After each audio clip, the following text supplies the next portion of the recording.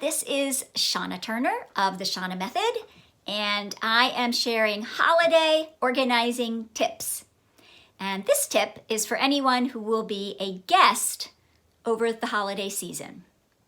As you know, it is customary to bring a hostess gift to whomever is hosting you, and yet it's very difficult to remember and perhaps even fit a hostess gift into the luggage when you are traveling at the holidays because we're bringing so much extra and perhaps special stuff with us.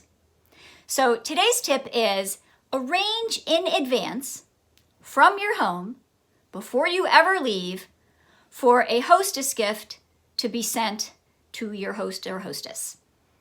You could send food like muffins or fruitcake or a tower of treats or some fresh fruit.